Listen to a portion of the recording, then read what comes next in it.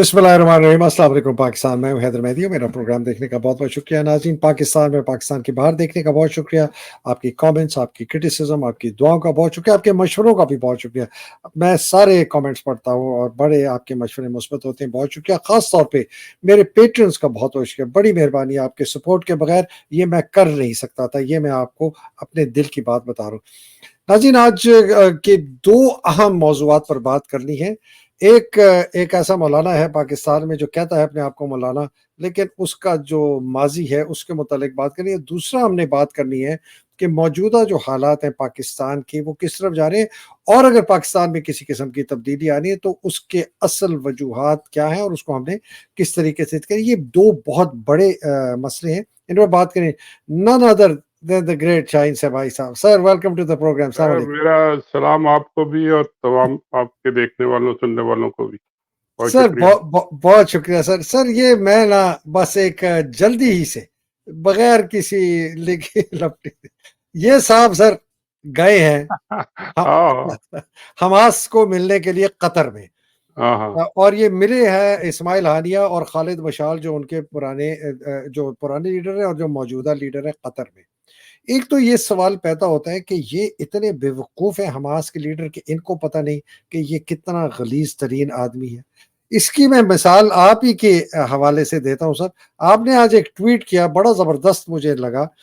उन्होंने कहा कि जी, ये सितंबर का ट्वीट और नवंबर का पढ़ लें। अगर सदर ने इलेक्शन की तारीख दी तो वो गैर आईनी होगी। ये सितंबर में कहा इस आदमी ने, और नवंबर में कहता है सदर इलेक्शन की तारीख देने में नाकाम रहे, उन्हें इस्तीफा देना चाहिए। ये इनकी सर दूसरी बात। और सर तीसरा जो जुड़ा हुआ है ना, ये आपका इतना ज़बरदस्त आर्टिकल है, पढ़ा नहीं जा रहा, लेकिन मैं किसी तरीके से इसको पहुँचाऊँगा लोगों तक कि वो पढ़ें कि इस बहुत ही गंदे गलीज़ आदमी का माज़ी और मौजूदा जो हाल है, वो पता चले। तो ये फज़ल रहमान है क्या चीज़ सर? सर, ये आपने एक ऐसे शख्स की बात कर रहे हैं जो मेरी तो आंखों के सामने ये इनके दाढ़ी नहीं आई थी उस वक्त ये मेरे दफ्तर में आते थे। पेशावर से हमने शुरू किया था। मैंने भी उस वक्त मैं कुछ 19-20 साल का था और ये आते थे। अपने अब्बा जी मौलाना मुफ्ती साहब जो बड़े ही मुअज़्ज़ज़ आदमी थे, उनका प्रेस रिलीज लेके आते थे और ये 1970 के इलेक्शंस की के पूरे साल कैंपेन चली थी उसकी मैं बात कर रहा हूँ। और ये आगे खड़े रहते थे, दाढ़ी आई नहीं थी, बस जब तक उनसे वो कागज ना लो ये खड़े रहते थे, फिर ये चले जाते थे और फिर इस तरह कई साल गुजर गए। फिर ये भी अपने आप को मौलाना कहलाने लगे। मुझे हंसी आती थी देख देख के। मौलाना मुफ्ती महमूद ने, और मैंने अब जिस कॉलम का आपने जिक्र किया ये तो मैंने कई साल पहले लिखा था, लेकिन उसमें भी जिक्र है और उसमें मौलाना अजमल न्याजी साहब को मैंने कोट किया था बकायदा, क्योंकि उनके सामने भी ये बात हुई कि मुफ्ती महमूद इनको अपने कमरे से निकाल देते थे बाहर। जब कोई आके बैठते थे, हम प्रेस वाले लोग या और दूसरे लोग, उनकी मीटिंग होती थी, इसको बाहर, ये बार बार अंदर आता था। तो पूछा मौलाना अजमल न्याजी साहब ने और फिर उन्होंने लिखा भी अपने नवाए वक्त के कॉलम में कि क्यों आप, ये कौन है, इसको क्यों आप निकालते हैं? तो उन्होंने फरमाया कि जी ये मेरा बेटा है फजल। उन्होंने कहा जी क्या हुआ? कहा जी ये यहाँ बैठ के बातें सुनता है और बाहर जाके पैसे लेके मुखबरी करता है। अल्लाह मालिक है। ओए होए तो होए होए! ये अपने बाप के खिलाफ मुखबरी करता था, उस पैसे वक्त लेकर। जब ये यानी टीन्स में होंगे, 20 साल के भी नहीं होंगे, उस वक्त ये बाहर अंदर आके खबरें कि कौन मिल रहा है क्या कह रहा है, और बाहर जाके एजेंसी वालों से और जो खड़े होते थे वो उनसे पैसे लेते।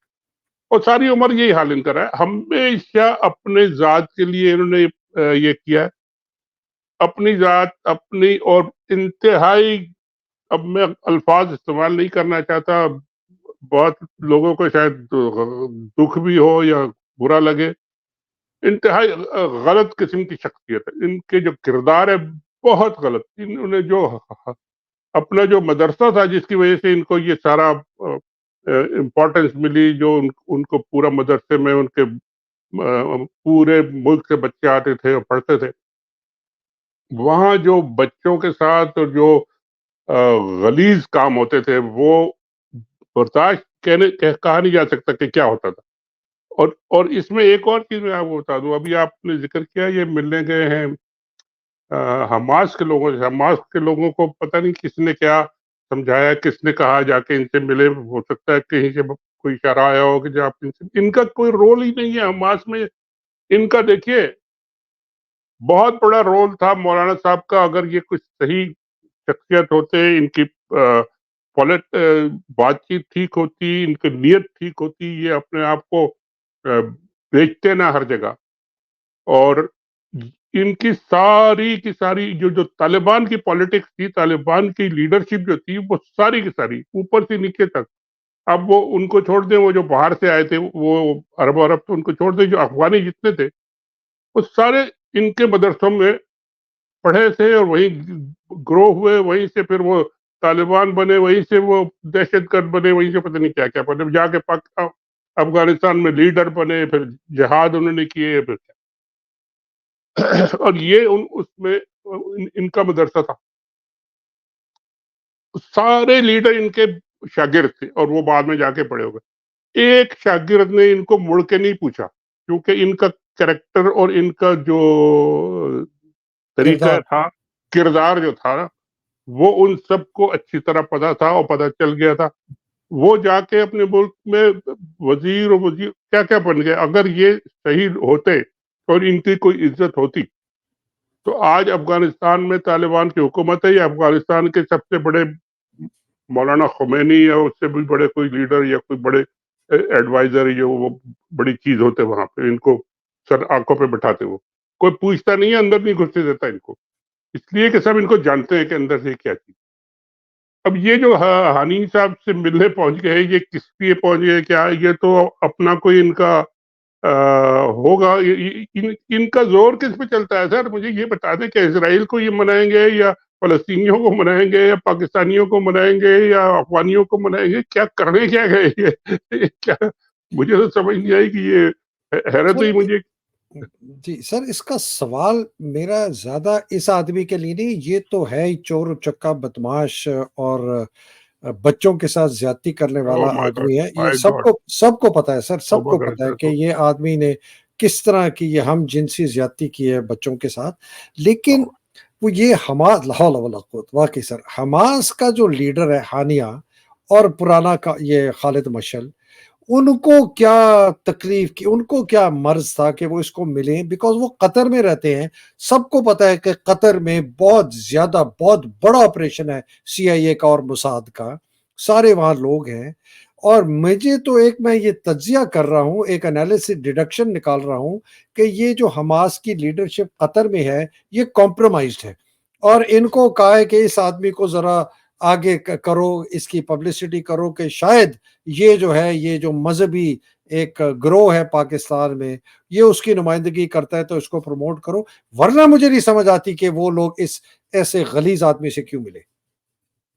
دیکھیں سر, یہ آپ کی بات بالکل صحیح ہو سکتی ہے, اس لیے کہ ان کے پاس تو ڈیلیور کرنے کو اور کچھ کہنے کو, کچھ بولنے کو, کچھ سننے کو, کسی سے بات کرنے کو کوئی نہ جسے کہتے ہیں وہ پوزیشن ہے, نہ وہ ان سے کسی سے کوئی ان کی بات سنتا ہے, نہ کچھ سنے گا.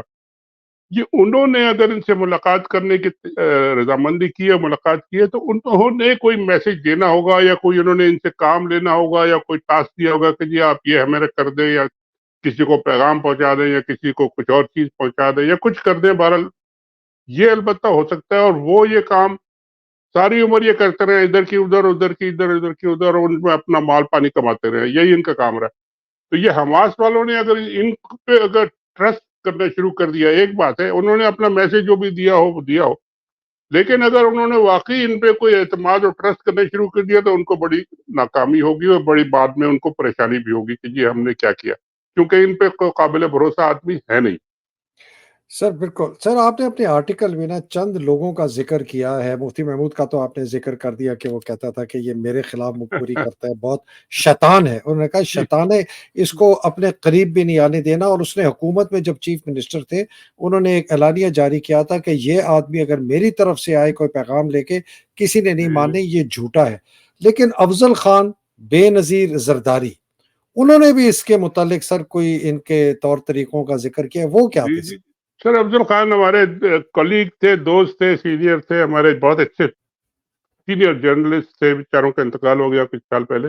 اور انڈیویجول. وہ مولانا مفتی محمود کے بہت قریب تھے اور یہ ان کو چچا چچا کہتا تھا، اور ہمیشہ ان سے آخر وقت تک وہ صلاح مشورہ کرنا، سیاست پہ ان سے مشورہ لینا، ان کے پاس ان کے گھر ہر وقت جا کے بیٹھ جانا، لوگوں سے ملنے کے لیے وہاں پہنچ جانا، بلا لینا. تو وہ افضل خان بہت قریب تھے ان کے، اور وہ بھی ہمیشہ ہمارے بھی بہت قریب تھے، ہمیشہ ہمارے ساتھ کام کرتے تھے. ہم لوگ امریکہ میں بہت عرصے انہوں نے کام کیا، یہاں اے پی پی کے لیے وہ ڈائریکٹر جنرل بھی تھے اے پی پی کے. تو وہ کہتے تھے کہ جی یہ بہت ہی دو نمبری آدمی ہے، بھائی بات سن لو جو کہتا ہے، لیکن کبھی آپ ان کی بات پہ یقین نہ کرنا. یہ اور جو میں ایک بلکہ میں نے یہاں پہ جب یہ آتے تھے، کشمیر کمیٹی جو ہے نا، ان کو وہ بڑی پسند اس لیے تھی کیونکہ وہ بے نظیر اور سب کہتی تھی یار یہ کشمیر کمیٹی لے لو اور جاؤ اپنا تم نے کھانا پینا جو کرنا ہے کرو، ہمارے معاملات میں مت بولو. تو وہ ان کو دانا ڈال کے چھوڑ دیتی تھی، اور یہ آ کے اس کو اتنا جسے کہتے ہیں نا جوس نکالتے تھے اس کا، کہ یہاں واشنگٹن میں اور نیو یارک میں جب یہ آتے تھے کشمیر کمیٹی کا بن کے، تو پورا ایک ٹولہ لے کے آتے تھے اپنے ساتھ، اور ان کو الگ الگ کمرے دلائے ہوتے تھے، اور پھر ان کے امبیسی والوں سے کہتے تھے کہ ہمیں یہ لا کے دو کھانے کے لیے، پینے کے لیے، یہ کرنے کے لیے، وہ کرنے کے لیے. وہ کانوں پہ ہاتھ رکھتے تھے کہ جی یہ مولانا ہے کس قسم کے، یہ کیا ان کی ڈیمانڈ ہے. ان سے کو پرانے یہاں پہ مل جائیں گے بہت سارے ڈپلومیٹ جو امریکہ میں بھی رہتے ہیں، پاکستان میں بھی رہتے ہیں. وہ کسی دن میں آپ کو بتاؤں گا ان سے کہ وہ کیا کہتے ہیں. وہ سر کہتے تھے تھوڑا کہ تھوڑا سا ابھی بتا دیں سر. سر ان کی فرمائشیں ایسی ہوتی تھی کہ وہ کانوں کو ہاتھ لگاتے تھے، اور وہ مطلب سر فرمائشیں کیا ہے؟ عورت، شراب؟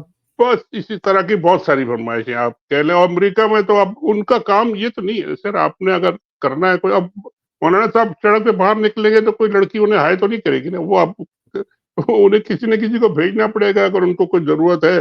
تو بہرحال یہ بڑی گندی باتیں ان کی، کیا ان کی باتیں کرنا سر، تھوڑے اس قسم کے آدمی کے سر اوپر نہیں، بٹ اس کا ایکسپوز کرنا ضروری ہے، اس کی اپنی ایکسپوز تو کرنا جماعت. چاہیے بالکل. ہاں یہ لوگوں میں اب جاتے ہیں، دیکھیے اب ان کا حشر کیا ہوا.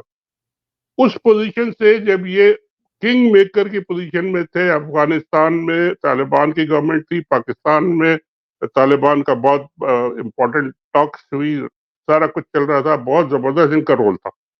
وہ سارا انہوں نے ضائع کیا.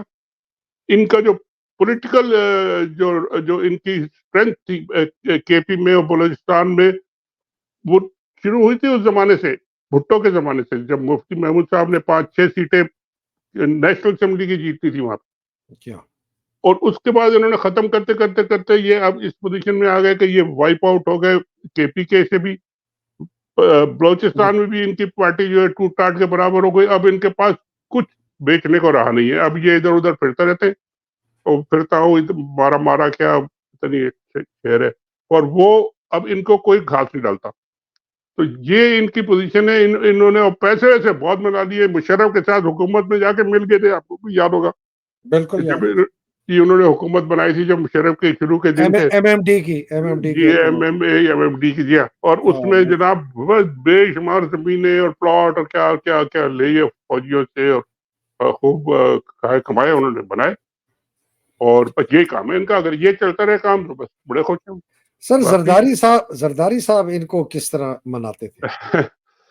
سر زرداری صاحب تو جانتے تھے کہ جی ان کو کیا چاہیے، اور وہ ان کو دے دیتے تھے، تو آرام سے رہتے تھے. بے نظیر کی جناب میں بتاؤں کہ وہ اتنا ان کو جانتی تھی، اور ان کی یہ جو خبیثانہ حرکتیں تھیں نا، ان کو وہ جانتی. وہ ہمیں کئی دفعہ، کئی لوگ ہیں اب بیچارے، کچھ تو انتقال کر گئے لیکن ابھی ہے موجود، جو یہ گواہی دیں گے کہ بے نظیر جب بیٹھتی تھی ہم لوگوں میں آپس میں، تو مولانا کے بارے میں کس طرح کی باتیں کرتی. کہتی تھی اس کو مجھے سیدھا کرنا آتا ہے، 2 منٹ میں سیدھا کر لیتی ہوں. جب میں بلاتی ہوں کہ امپورٹنٹ مسئلہ ہے، میٹنگ آئے، تو مولانا صاحب جب تشریف لاتے تھے، اور ان سے ہم نے لینا ہوتا تھا کہ ان کے ووٹ چاہیے 2-4 جو بھی ہیں، تو بے نظیر پھر کہتی تھی کہ مجھے پتا ہے کہ ان کو کیا، میں اپنی ان کے شوق کیا ہیں؟ شوق ہے. میں ٹانگ ذرا سی اوپر کر کے موزے اتار کے بیٹھ جاتی تھی کہ جی مولانا صاحب ذرا معاف کرے گا آپ مجھے ذرا، اور وہ اس پہ مولانا صاحب لیٹ جاتے تھے اور سارا کچھ دے دیتے. آپ اللہ، تھوڑے یار اس کی باتیں نہ کریں. توبہ توبہ توبہ توبہ.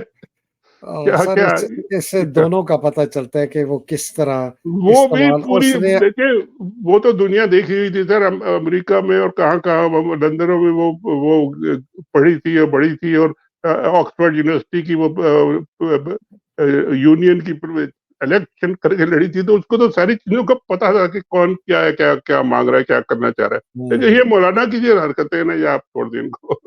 तो मौलाना तो कहना नहीं चाहिए इस आदमी को, इसको तो मौलाना बिल्कुल नहीं कहना चाहिए। मैं कभी नहीं लिखता मौलाना, इनको ना कहना, मुल्ला भी नहीं लिखता, ये मुल्ला के काबिल भी नहीं है सर। ये इन्होंने सारे मुल्ला और मौलाना और पूरे ये जो रिलीजियस मजहबी जो है पार्टी है, इनको इनका बेड़ा गर्क का बदनाम तरीन करके रख दिया इन्होंने।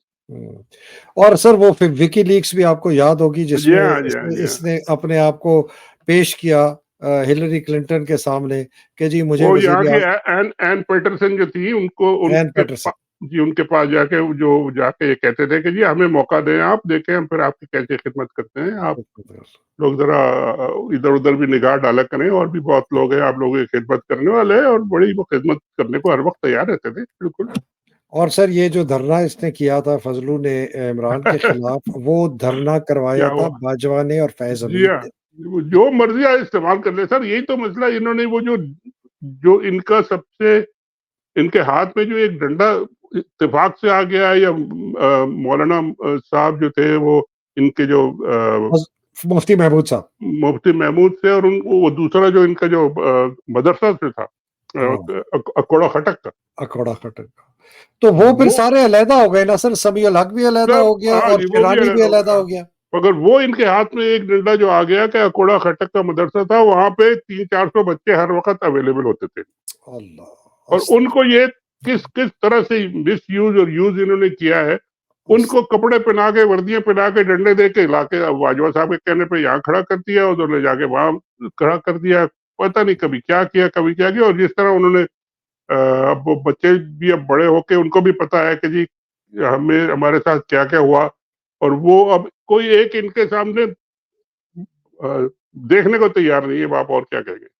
हो तो वो सकता है सर इसके साथ भी वही हो जो मौलाना समीउल हक के साथ हुआ है, वो एक उसी एक आदमी ने किया जिसके साथ उसने हमजिनसी की थी, बाय द वे। अल्लाह माफ करे सर, ये काम इस तरह के जो होते हैं ना, ये फिर बुरे ही होते हैं, और फिर इनका अंजाम अंजाम भी बहुत बुरा होता है। मौलाना साहब को, मौलाना साहब क्या कहें इनको, बस बहरहाल फजलू फजलू अपनी फजलू। अपनी खैर मनाएं। ये अब तो ये जो इलेक्शन होंगे, इसमें तो इनका सफाया ही हो जाएगा, ना इधर के ना उधर के तो रहेंगे ही नहीं। और अपना एक इन्होंने ब्लैकमेलिंग पावर बनाई हुई थी कि जी हम बड़े, हमारी फौज है और डंडा बरदार है, और ये वो सारे के सारे अब गायब हो गए, अब कुछ नहीं रहेगा इनका। ठीक है। सर बहुत अच्छा किया इस आदमी को आपने इस तरह एक्सपोज़ किया, आपके तो ऐनी शाहिद है। सर सर ये ज़रा मौजूदा हालात पर आ जाएँ, एक बड़ी अजीब-सी एक जो बातें नज़र आ रही हैं, सुनने में आ रही हैं, देखी भी मैंने। मैंगल ने पहले अपने इंटरव्यू दिया डॉन न्यूज़ में और कहा कि जी हमें ज़बरदस्ती इनके साथ मिलाया गया, बाजवा ने करवाया। अचकज़ई ने भी कह दिया कि जी बहुत गलती हुई, फलाना हुआ, ये हुआ, वो जी हुआ। जी। उसने पीपल्स पार्टी को गालियाँ दी, मुस्लिम लीग को गालियाँ दी। फिर जनाब खबर आ गई कि फरहतुल्लाह बाबर जो है वो जॉइन करने वाला है। ये पुराने सिक्के, चले हुए कारतूस, वही खानदान, वही सियासतदान, वही वर्दी वाले, ये फिर अपना एक ड्रामा रचा रहे हैं सर, ये क्या है? सर अब देखिए, ये सारे परिंदे जो इधर-उधर फुर पड़ा रहे हैं, उड़ रहे हैं, फिर रहे हैं, इनको कोई जगह मिल नहीं रही बैठने के लिए कि जी कहाँ जाके किस शाख पे बैठें, जो शाख मजबूत भी हो, टूट ना जाए, जो इनको कोई जगह भी मिल जाए। अब ये गलतियाँ जो कर चुके हैं, अब अचकज़ई साहब की क्या हैसियत रह गई? अब आके वो कह रहे हैं, जब इलेक्शन में 2 महीने रह गए, वो आके फरमा रहे हैं कि जी हमने बड़ी गलतियाँ की, और मैंने उनको बहुत समझाया, सारा मिल-मिला के खाया-पिया मैंने उनके साथ, पूरे अपने टब्बर को, खानदान को, बलूचिस्तान में गवर्नर और पता नहीं क्या-क्या, क्या सब बनाया, उन्होंने क्या-क्या कर लिया, वो सब तो हज़म कर दिया मैंने। और बड़ी मैंने इनको समझाया था, ये बात नहीं है, और मैं तो बड़ा साफ, मैंने कोई गलती की, मेरा कोई कसूर नहीं। यार अब इस तरह के लोगों को आप क्या रेटिंग देंगे, क्या बात करेंगे? इनको तो खुद शर्म आनी चाहिए ये कहते हुए, भाई अगर इनमें ज़रा-सी भी कोई शर्म और गैरत बाकी है तो। बाकी ये फरहतुल्लाह बाबर साहब तो अब वो तो हमेशा से जरदारी साहब के रहे हैं, और वो पता नहीं है वो कहाँ जाएँगे छोड़ के। उनको और कौन पूछेगा, और क्या उनकी ना कोई पॉलिटिकल स्टैंडिंग है, ना कोई हुँ, कॉन्स्टिट्यूएंसी है, ना कोई है, कुछ है। बाकी बिल्कुल। और मेंगल साहब भी अब इधर-उधर ढूँढ रहे हैं, बाप पार्टी चुना था कि बाप पार्टी में उनको भी हटा दिया, या पता नहीं क्या किया है, शायद वो भी हुँ, उन्होंने जो बयान-वयान दिया था, तो बाप पार्टी तो खैर जो मैनेज करते हैं उनके अब्बा जी, वो ही करते हैं, वो ऐसे ही करेंगे। इसी तरह एमक्यूएम भी है, वो उनको भी सब یہ سارا مینجمنٹ کا جو ایک آپ کا پورا پروگرام بنا ہوا ہے اتنا بڑا کہ اوپر سے لے کے نیچے تک سب مینج کرنا ہے. یہ مجھے سر بتائیں میرے ساتھ کیا لوگوں کو پتا نہیں ہے, یہ لوگ سمجھتے نہیں ہے کہ یہ سب کیا ہو رہا ہے اور یہ کون کر رہا ہے اور کس طرح ہو رہا ہے اور اس کا کیا نتیجہ پہلے سے لکھ کے رکھا ہوا ہے اور یہ سارا ہوگا. یعنی یہ لوگ سمجھتے ہیں کہ ہم سب کی آنکھوں میں دھول پھینک کے اور ہم یہ اچیو کر کے بیٹھ جائیں گے کہ جی ہم نے الیکشن کرا دیے اور بس سب ٹھیک ہو گیا اور اب سب ملک جو ہے پٹری پہ چڑھ گیا اور سب کھاؤ پیو اور عیش کرو اور IMF سے بھی بیوقوف بنا لو اور سب کو کر لو. یہ بالکل سر. سر سر یہ اس طرح نہیں. اس طرح نہیں چلے گا. سر آخری سوال میں یہ کرنا چاہتا ہوں کہ ایک جو ایک فنڈامنٹل سوال ہے نا کہ ملک کو چلانا ہے یا ملک کو بنانا ہے, یہ بہت فنڈامنٹل سوال ہے. اور جو ملک اس وقت زبردست سماجی ناانصافی کا شکار ہے اور اس کو ٹھیک کرنے کے لیے بہت فنڈامنٹل ریسٹرکچرنگ کرنی چاہیے. اور اس کی ابتدا فوج والی تو ریفارم کی میں بات کرتا ہوں. یہ جو ہمارے پروونسز ہیں نا سر 4, یہ سینٹریفیوگل فورس جس کو کہتے ہیں نا, جو ایک طاقت کھینچ کے باہر نکالتی ہے آربٹ سے, یہ فورسز اب چل رہی ہیں ایتھنکلی لنگوسٹکلی لوگوں کو پروونسز کو نکالنے کے لیے. 4 جو آپ کے صوبے, ہمارے جتنے نیبرز ہیں افغانستان ایران دیکھ لیں, 30 40 ان کے صوبے ہیں. ہم جناب 24-25 کروڑ کا ملک, 4 صوبے. نہ ہمارا کوئی لوکل باڈیز ہے, نہ کوئی ایڈمنسٹریٹو فائنینشیل پاورز ان کے پاس ہیں. وہی خاندانی سیاست, وہی فوجی وردی. یہ کیا سمجھتے ہیں کہ اسی نظام کو یہ آگے لے کے چل سکتے ہیں سر, جب تک یہ اتنا میسو ہماری پولیٹیکل ریسٹرکچرنگ نہیں ہوگی ڈویژنز کی, جو کہ ہمیں بھی 30-35 پروونسز چاہیے سر. سر بات یہ ہے کہ جو آپ کے لیڈرشپ ہے, جو آپ کی پولیٹیکل لیڈرشپ ہے, جو آپ کی ملٹری لیڈرشپ ہے, جو آپ کی انٹلیکچوئل لیڈرشپ ہے, جو آپ کی ریلیجس لیڈرشپ ہے, وہ سب اپنے ذاتی مفاد اور ذاتی انٹرسٹ سے آگے, ناک سے آگے وہ دیکھنے کے قابل نہیں ہے, نہ دیکھ سکتے ہیں, نہ دیکھ رہے ہیں, نہ کبھی انہوں نے دیکھا ہے. اب آپ نے کہا کہ چلانا ہے یا بنانا ہے. بھائی چلائیں گے آپ صحیح طریقے سے سب کو ملا کے بیٹھ کے تو خود بخود ہی چیزیں بننا شروع ہو جائیں گی, ٹھیک ہونا شروع ہو جائیں گے. آپ اگر سوچیں گے اس بات پہ کہ جی ہم نے یہ چیزیں غلطیوں کو ہی پہلے آئیڈینٹیفائی کرنے, آپ ایگری کر لیں کہ جی یہ ہمارے 4 صوبے جو ہیں, جب بھی ہمیں موقع ملے گا ہم سب ان کو 25 صوبوں میں یا 20 صوبوں میں چینج کرنے سے کیا ہوگا جی. آپ کے کیا صوبوں کے فصل ہے, آپ اٹھا کے یا زمینیں اٹھا کے ایک صوبے سے دوسرے صوبے میں دے جائیں گے یا کیا ہوگا؟ لوگ ہیں وہی زمین ہے, آپ نے صرف کاغذوں میں اسٹرکچر چینج کرنا ہے تاکہ لوگوں کو آسانی ملے, لوگ اپنا کام کر سکے, کوئی خطرے نہ ہو, یہی کرنا ہے. اور کیا, باقی سب ایسے ہی چلے گا. کوئی آ کے افغانستان قابو کر لے یا قبضہ کر لے تو یہ زمین یہاں سے چلی جائے گی. سر آپ نے یہ سوچنے کی بات ہے کہ آپ پہلے سوچنا شروع کریں کہ جی غلطی کہاں ہے. بیسک انفراسٹرکچر, ہمارا اسٹرکچر جو ہے اس میں کس طرح ہم نے اس کو فکس کرنا ہے. غلطی ادھر ہے, پھر اس غلطی کو پکڑیں, پھر اس کو ٹھیک کرنا شروع کریں, سب مل کے کریں. یہ چھوٹی چھوٹی آپ نے ہر ایک نے اپنی اپنی ایک ریاست بنائی ہوئی ہے اور اس میں اپنا کھا پی رہے ہیں اور وہ چلائے جا رہے ہیں اور پھر چھوڑ کے بھاگ جاتے ہیں. پھر دوسرے لوگ آ جاتے ہیں, وہ بھی کہتے ہیں جی 2-3 سال کی تو ہماری ابھی پوسٹنگ ہے یا یہ وزارت ہے, یہ ماؤ جی, کھاؤ جی, بناؤ, مارو کرو, پھر دیکھیں گے بعد میں جو بھی ہوتا ہے.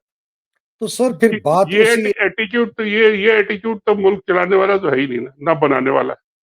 تو سر پھر وہ ایک فنڈامنٹل سوال آ جاتا ہے نا کہ اس کے ریفارم کے درمیان جو سب سے بڑی رکاوٹ ہے وہ افواج پاکستان کی بے لگام بے قابو طاقت اور اس کے آرمی چیف کی بے لگام بے قابو طاقت. اس کو توڑنے کے میری نظر میں 2 ہی طریقے ہیں. یا فوج کے اندر سے کوئی ایسا سپہ سالار نکلے, مجاہد, جس کو ملک کا درد ہو اور وہ اس فوج کو قابو کرے اور اس کے اندر ریفارم لائے. یا پھر سر وہی ہوگا جو ہر نظام میں اور ہر سوسائٹی میں ہوتا ہے کہ پھر لاوا پھٹے گا اور اس کے اندر کوئی بھی نہیں بچے گا. دیکھیں, آپ کہہ رہے ہیں کہ جی اندر سے کوئی نکلے اور اس کو ٹھیک کرنا شروع کرے. اور سر اندر سے کوئی ایسا نکلے گا جب اسے موقع ملے گا اور وہ دیکھے گا کہ جی مجھے اب میں آ گیا ہوں سیٹ میں, تو وہ کہے گا یار میں پتہ نہیں کتنے دن سیٹ میں ہوں, چلو میں بھی اپنے کوئی 2-4 یہی ہوتا رہا ہے ہمیشہ سے، جتنے بھی آپ کے آرمی چیف آئے گئے وہ سارے کے سارے ملک سے باہر چلے جاتے ہیں، اپنا پیسہ ویسا کنٹرول بنا کے باہر جاتے ہیں۔ کوئی نہیں سوچتا کہ جی میں ملک کو ٹھیک کر جاؤں یا فوج کو ٹھیک کر جاؤں یا سسٹم کو ٹھیک کر جاؤں، یہ سوچنے کی صلاحیت ہی نہیں ہے، کیونکہ وہ انہوں نے بنایا ہے ایسے سسٹم۔